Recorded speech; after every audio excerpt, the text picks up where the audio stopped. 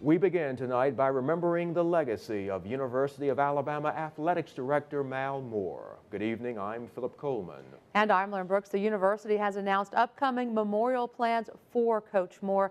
It's our top story tonight at 6.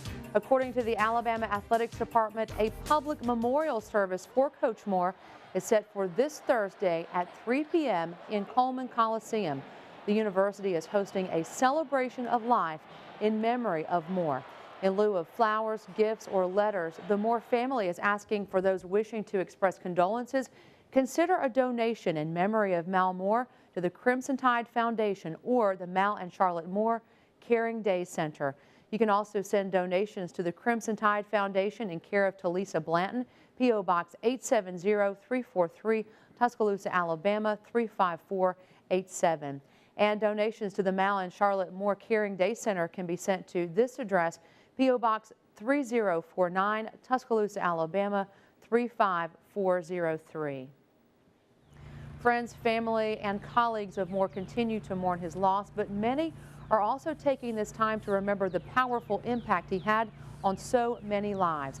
WVUA's Jennifer Edwards joins us live from Caring Days Adult Daycare Center in Tuscaloosa with more. Jennifer? The recently built Caring Days Center in Tuscaloosa that stands right behind me bears Mal and his wife Charlotte's name.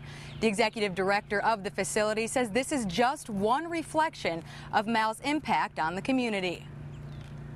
Like it was for many, the news of Mal Moore's passing came as a shock for employees of Caring Days in Tuscaloosa. It's like there's a hole in your heart. You know, people who are larger than life aren't supposed to die. When I got the news on Saturday, I was visiting with my daughter, and we was out in Foley, and the rest of the shopping trip was just over. Caring Days is an adult daycare for people with memory disorders. Executive Director Vicki Kerr says Moore was the driving force behind Caring Days' new facility. Coach Moore was our honorary chair for our capital campaign. And usually an honorary chair will use their face and name, but he got in and he really worked to help us get this building built. Kerr says after seeing how much Moore cared for his wife Charlotte, who suffered from Alzheimer's, they knew the building should be named in their honor. Along the way we realized that he was a perfect example of what a caregiver was, and he was so great taking care of his wife. Arma Barley took care of Charlotte Moore at La Rocca Nursing Home. Barley now works at the Caring Days Center. She thanks Coach Moore and his daughter Heather for her job. It was kind of like fate. If I get there, I felt like I would get the job.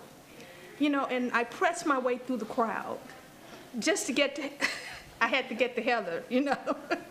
So if I get to Heather, I felt like it would happen. And although Charlotte and Mal Moore have passed away, Barley and Kerr say the Caring Days Center is a way they both can live on. It's like an encore. It's like an encore, yes. And yes, I will forever remember them.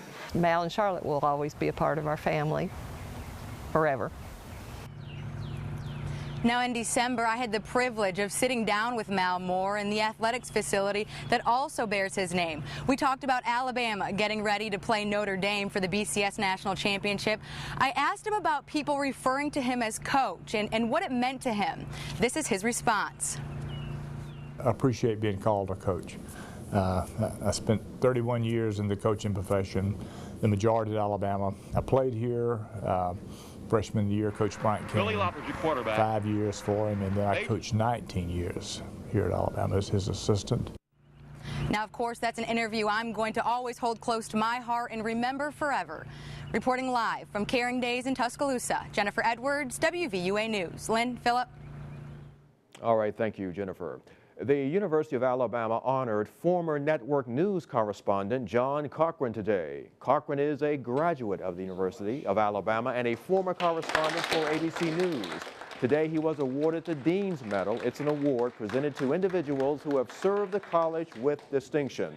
Although Cochran says today is a happy day, he's thinking about his longtime friend, Mal Moore.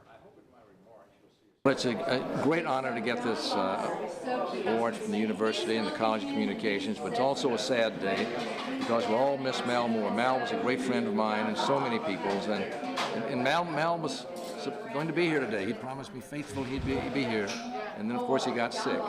And we're all getting over that. We're all getting over that. So even though it's a happy day for me and my wife to get this award, it's sad too. We're thinking about Mal an awful lot. This year marks 50 years since Cochran graduated from the University of Alabama. Alabama pastors are getting training on how to help veterans learn to handle post-traumatic stress disorder.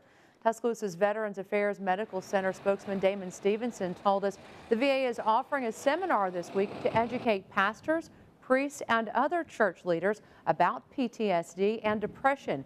Stevenson says this will give clergy members the tools to know what to do if someone asks for help. There are times that veterans are more comfortable approaching their clergy, their local pastors, seeking counseling and care than they are seeking psychiatric care and other things that they may need. So what we want to do is educate pastors, other clergy in the community to recognize what some of these needs are. That way, when they see that a veteran has those needs, they know that they need to refer that veteran to the VA Medical Center. The seminar will include the warning signs of PTSD and depression, plus legal issues that sometimes affect veterans. This free seminar will be held Thursday at the Tuscaloosa VA Medical Center. A new survey of Alabama teachers finds a majority of teachers support having armed security officers in their schools.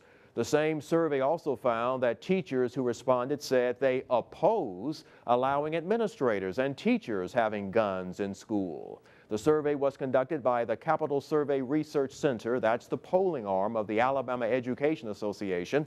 Overall, the survey found that most teachers feel their schools are safe.